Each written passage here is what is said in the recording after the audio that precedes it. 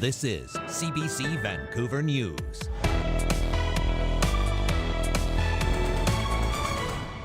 Looking to center at the post. JT Miller scores! It was tight, but the Canucks clinched Game 5 against the Oilers, recapturing the series lead, meaning one more win will send them to the next round. And there's quite a few hot spots. It's actively still burning there. rain in Fort Nelson is helping the wildfire fight in northern BC, a ray of hope for evacuees still facing a long road ahead. Plus, now with either John Falcon or Kevin Rustad or whatever combination decides to show up for the election. There's been conversations, in the background for many, many months. Oh, I'm not going to take anything on or off the table. as the spring sitting of the legislature wraps up, all eyes turn to the fall election, with talks of a possible merger between BC's two center-right parties.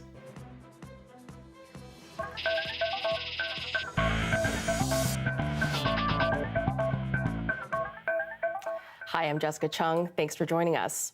The Canucks have regained the lead in their playoff series against the Edmonton Oilers in front of a home crowd. Tonight's Game 5, another close one, Vancouver scoring the winning goal with just 30 seconds left in the game. And Canuck fans know they'll have at least one more game here at Rogers Arena.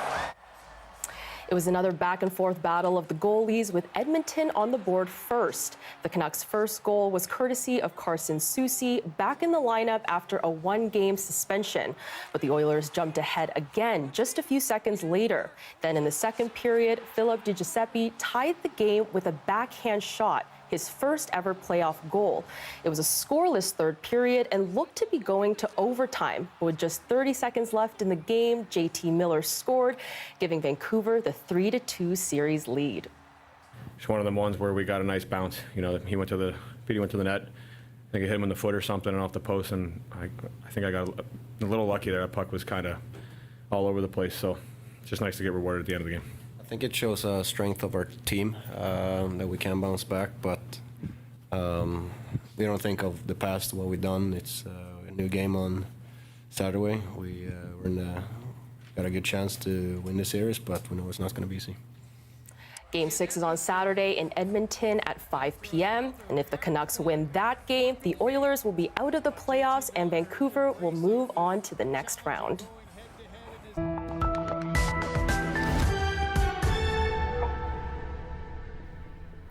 Rain in northern BC is helping the fight against 3 wildfires in the Peace region. It's good news for evacuees, but conditions for crews remain challenging.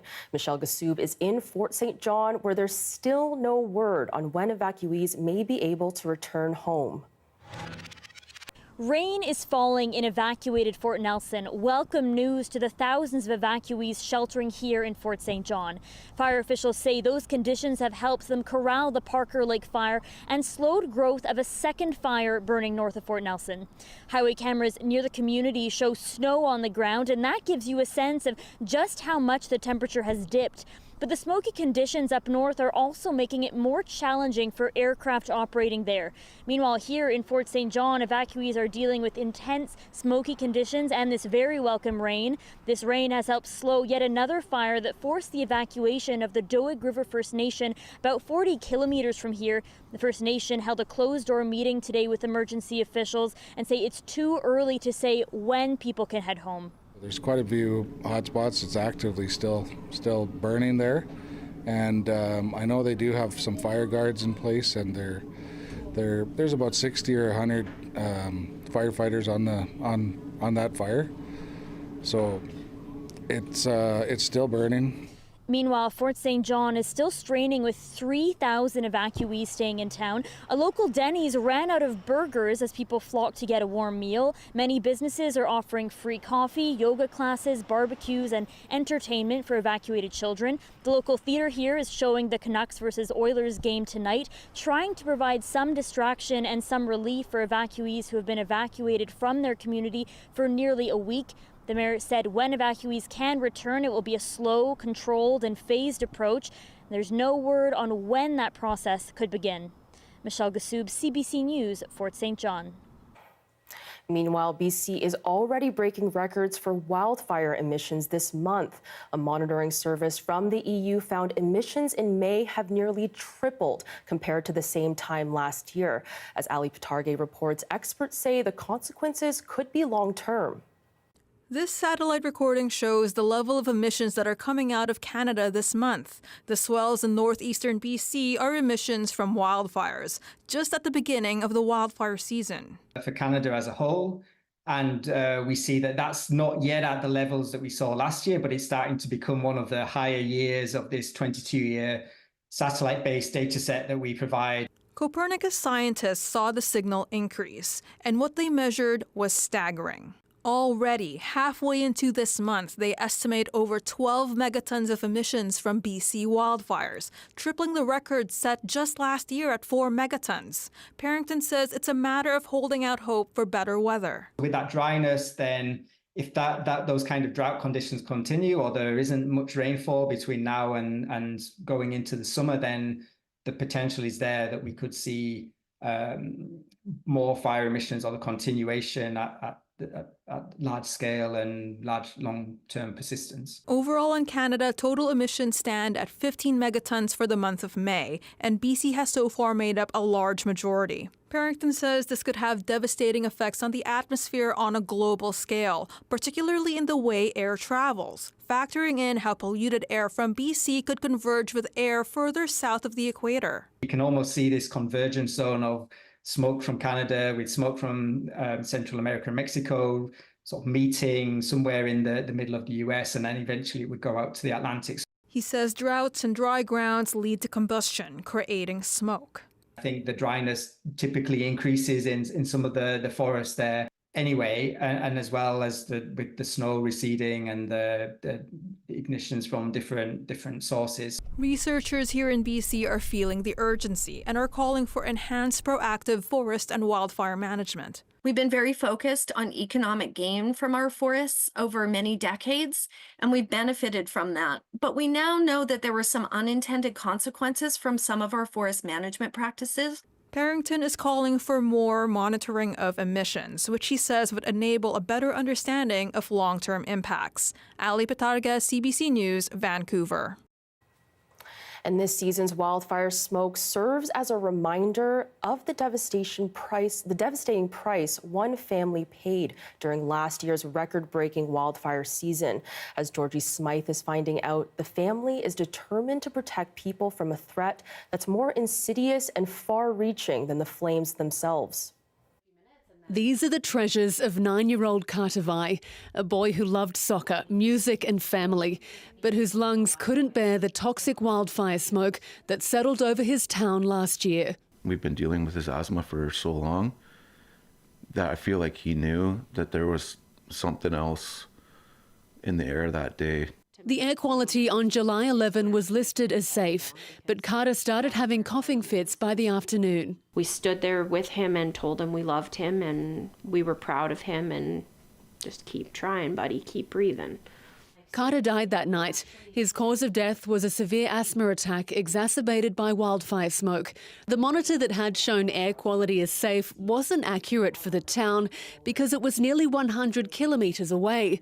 Not anymore. Make this one with your sister. This one's yours. Carter's family campaigned and fundraised to put air quality monitors and low-cost air filters in the hands of people who live here, including Carter's old classmates. Look at that innovation already. The pain of Carter's death lingers here, adding a new layer of dread to the hazards of wildfire smoke. That particulate matter is so small that it can get into your lungs and right through your lung lining and into your bloodstream.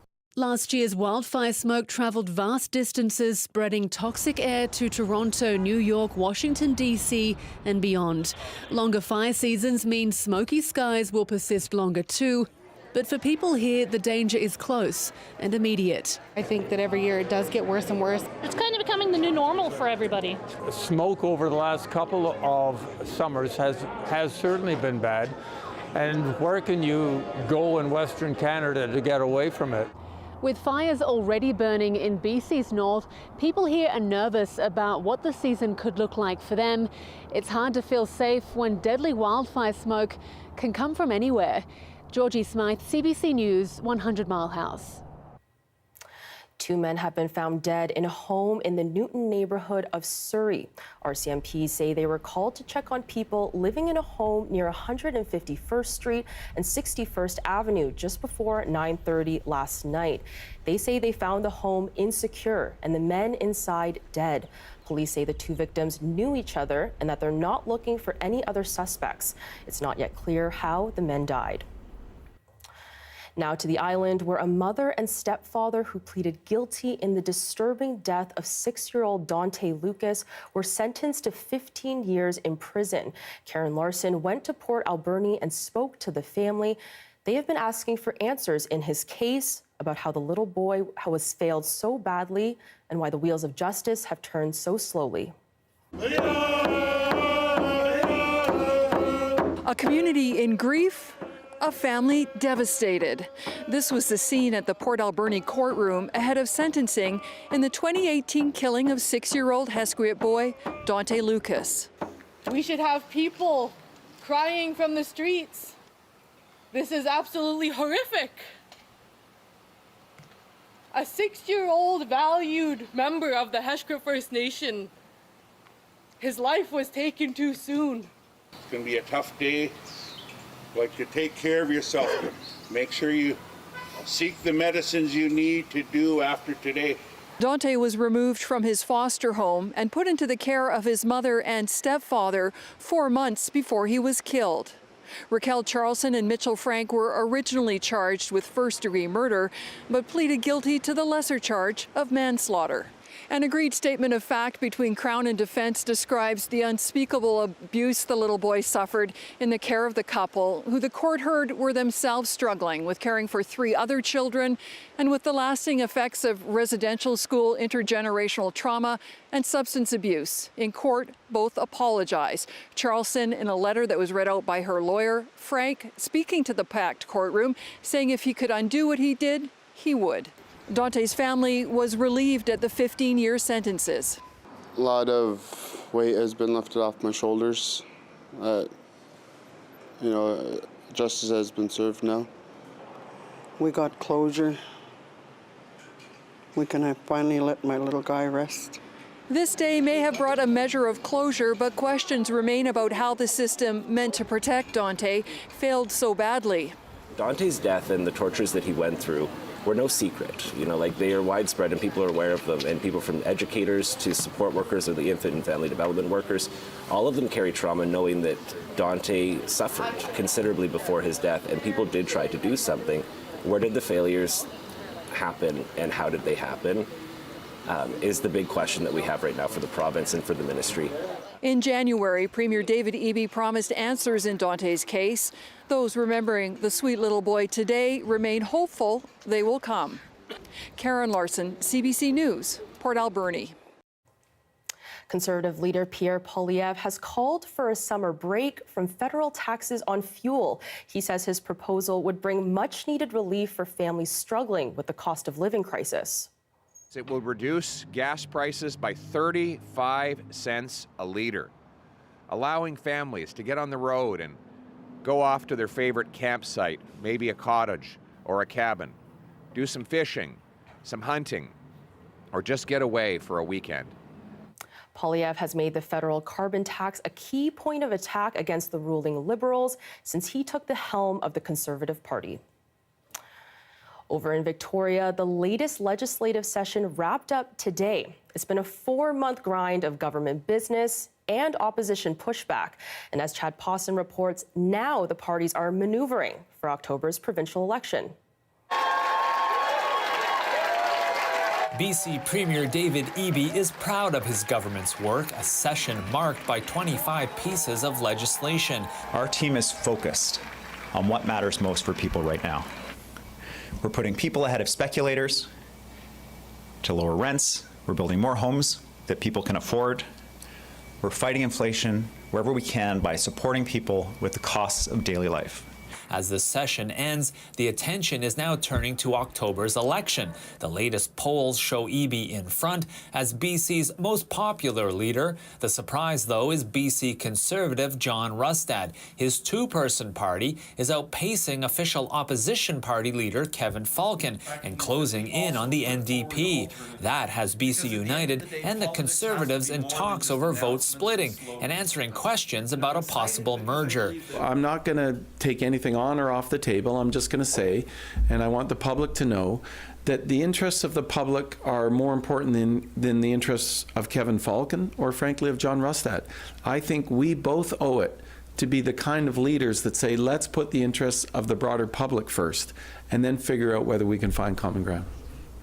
The development has led to rumors, such as Port Coquitlam Mayor Brad West leading a new centre-right party. It's something he denies, saying over social media, if that ever changes, you'll hear from me. John Rustad confirms talks are happening, but plans to run a full slate of candidates this October. There's been conversations, in the background for many, many months. And some of them, are by various people, some of them with business community, some of them, are completely unconnected with either party.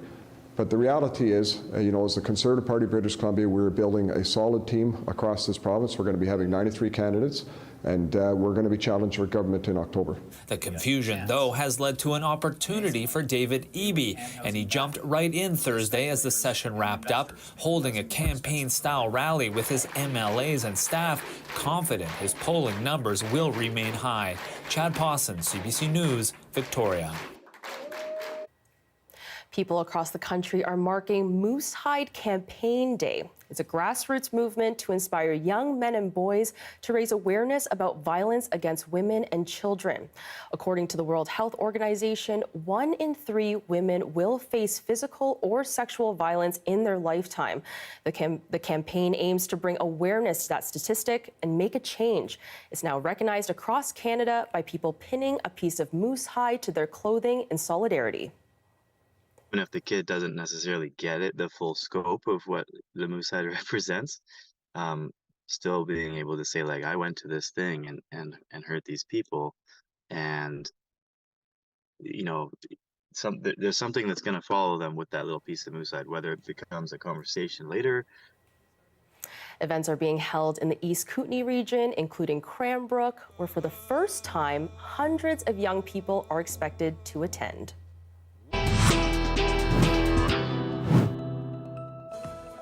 Still ahead, home is more than a place to live. It's also about community. We'll introduce you to a group of people who are tackling social isolation through their living arrangements. That's after the break.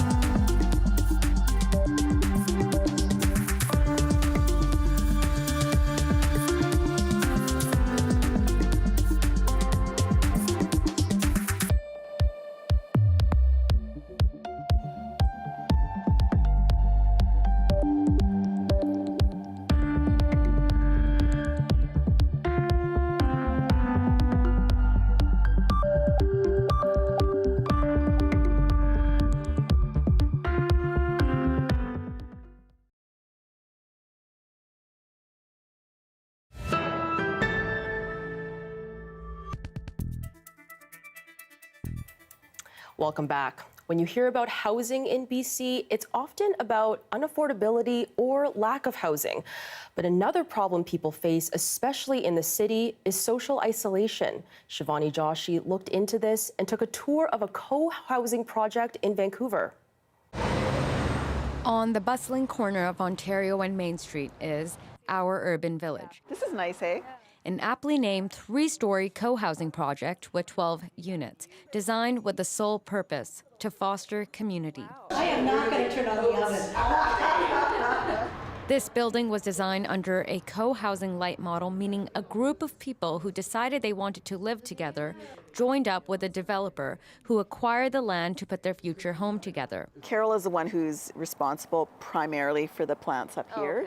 Ultimately, they had a say in the type of building they lived in, focusing mainly on creating ample spaces for residents to interact with their neighbors. I really liked the idea of knowing my neighbors well, better than you often do when you move into an apartment building. And co-housing is meant for that, so you get to know the people who are going to move in before you move in. And we, it's an intentional community. Sevchik moved to BC from Alberta 10 years ago, leaving behind her roots, which is why this arrangement appealed to her.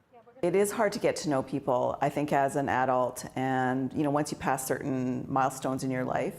And I think there's things in Vancouver that do make it harder for people to get to know each other. So how does this housing arrangement work? So here is a nice little 2-bedroom. Everybody has their own unit. All spaces have a kitchen and a bathroom. So this is what we call our common house. Then we have this large amenity space and areas where you're more likely to, see your neighbors and be able to say hi to them. So it's you get to control the level of how much you see people and talk to people. I like talking to people. I'm pretty extroverted. I've got a single potato. Now, while most typically don't come into this housing arrangement because it is cheaper, this particular building has 3 suites that are below market value. Without it, we wouldn't be able to afford it. This unit in particular, and of the project and so on, is 35% below market. So that's a huge difference. Martinez and her husband are from Mexico, both with a background in architecture and sustainability. This is my son's bedroom. They moved into the building with their 5-year-old son in July 2023. Get to really know your neighbor and trust people and so on. That has made a lot of difference. And especially with my kid, we don't have direct family. We have cousins and not really our parents to help or anything. So neighbors have been super helpful in that sense. Residents of this building come together regularly to celebrate birthdays, have dinners together, babysit each other's children, and they even share vehicles. I feel like I'm growing here and learning from other people. We have a fairly diverse international community. We get to sort of learn more about ourselves and about other people. So I think it's a very safe space to do that. They say they are challenging the very notion of what a home can be. Shivani Joshi, CBC News, Vancouver. And here's a live shot of the Georgia Viaduct and Science World. The May long weekend is coming up, so what can you expect when it comes to the weather? We'll bring you your full forecast next.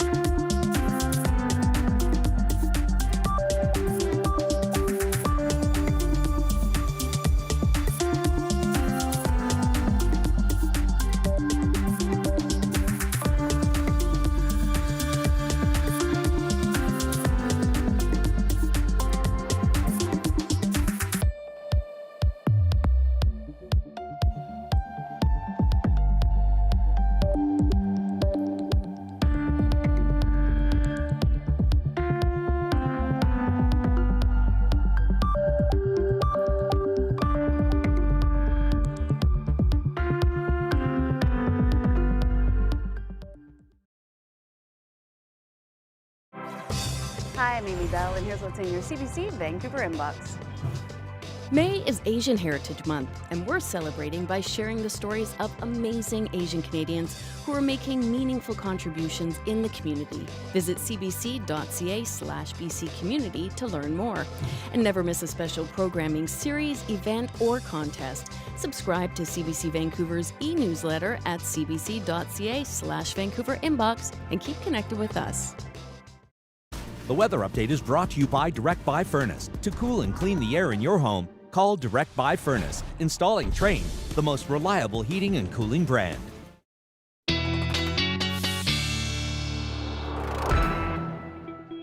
Now it's time to check in with our Karis Hogg about the weather forecast in the province. Karis, what can we expect for the May long weekend?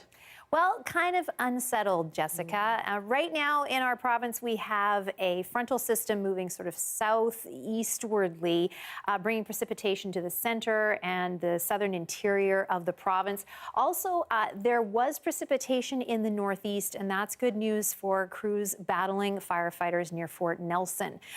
The forecast is good for Fort Nelson. Cooler temperatures, higher relative humidity is really helping, and there are showers in the forecast for this evening and tomorrow afternoon for Fort Nelson, so that's good news.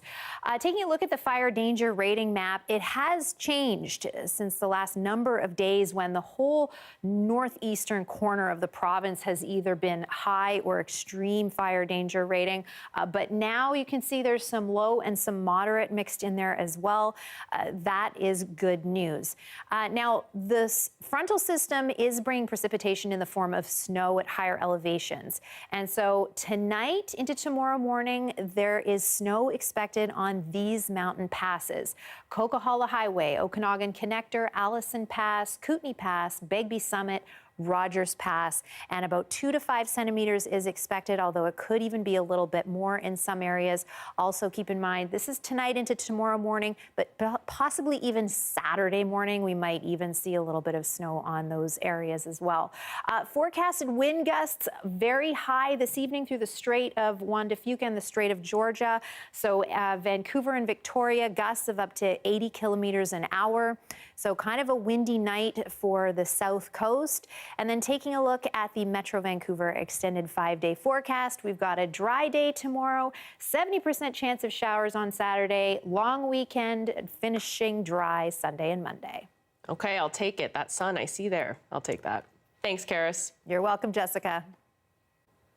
And that's it for your late news for Thursday, May 16th. For news anytime, anywhere, download the free CBC News app. You can always find us online at cbc.ca/BC. Thanks for watching. Enjoy that Canucks win and have a great night.